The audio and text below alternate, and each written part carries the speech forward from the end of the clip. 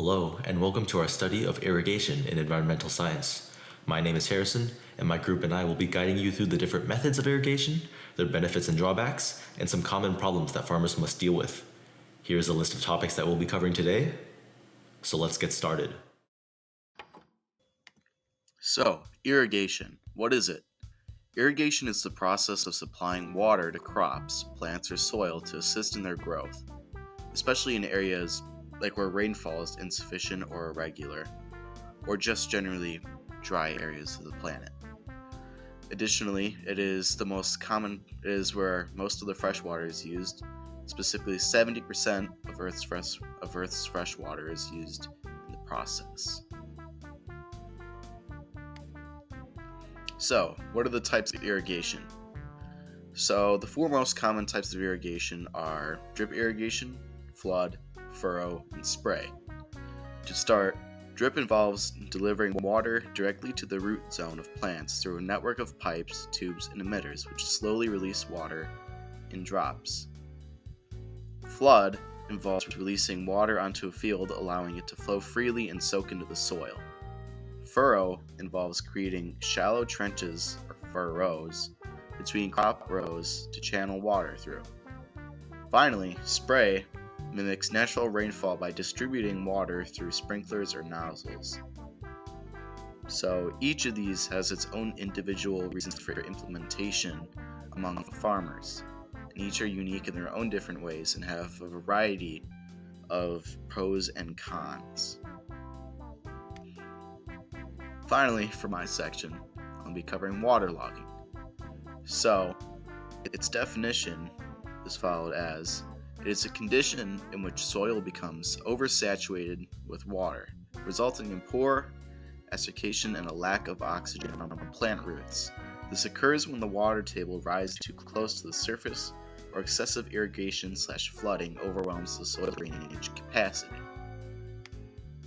Next, what are the pros and cons of waterlogging? Well, for the pros side, it supports water-tolerant crops, controls certain pests and diseases, it enhances nutrient mobility, promotes groundwater recharge, and floodplain ecosystem support.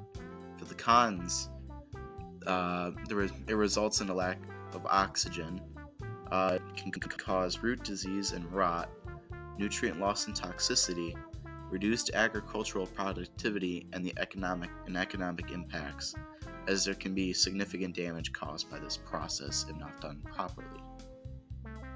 Alright, that's it. Thank you. Furrow irrigation is the form of irrigation where furrows, which are small parallel channels, are dug between rows of plants and filled with water. Two benefits of this method of irrigation is that it is easy and that it is very inexpensive. Additionally, the furrows cause the water to slowly seep into the soil, which is good because it helps prevent the waterlogging of the soil, which helps protect the crops. The drawback is the success rate. Furrow irrigation is only 66% efficient because 33% of the water is lost due to evaporation and runoff. Flood irrigation is the form of irrigation where farmers flood an entire field of crops with water, which allows the soil to intake the water. A benefit of this method is that it is easy and, unlike the furrow irrigation, which is only 66% efficient, flood irrigation is more efficient with an 80% efficiency, with only 20% being lost due to evaporation and runoff. A drawback of this method is that because farmers flood the entire field, there's a high concentration of water, which increases the possibility of waterlogging the soil because there's no place for the water to escape.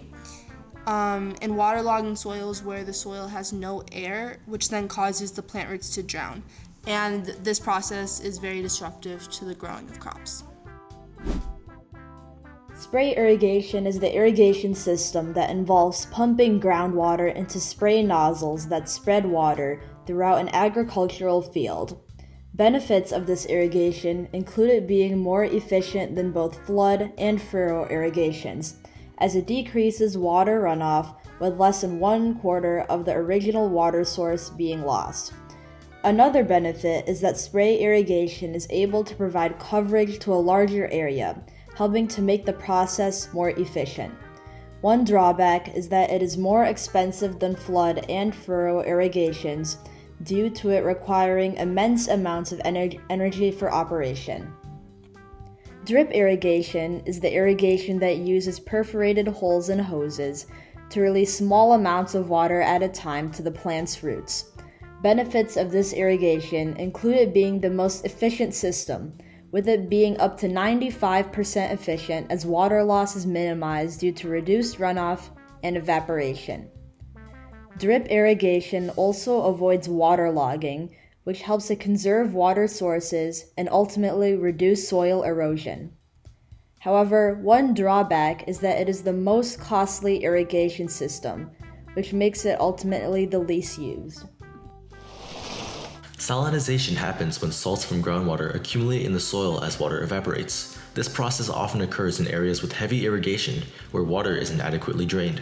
Over time, the high salt concentration makes the soil toxic for most plants, reducing agricultural productivity and degrading land quality. It's a significant issue in arid and semi-arid regions where irrigation is important for farming.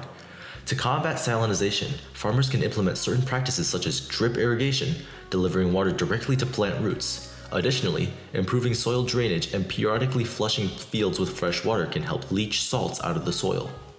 Aquifers are underground reservoirs of water that support agriculture and industry.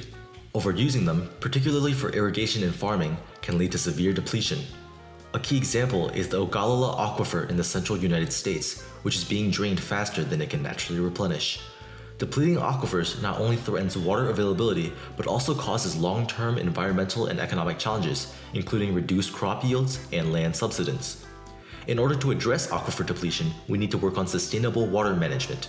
Switching to drought-resistant crops, being more efficient with irrigation, and enforcing limits on water withdrawal are all ways that can significantly reduce overuse.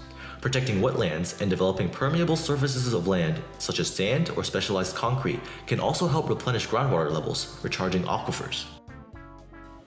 Thank you very much for coming to our presentation. This video covers all the objectives for AP Environmental Science Topic 5.5. If you have any remaining questions, feel free to ask and we would be happy to answer them for you. That's all for now, so take care and goodbye.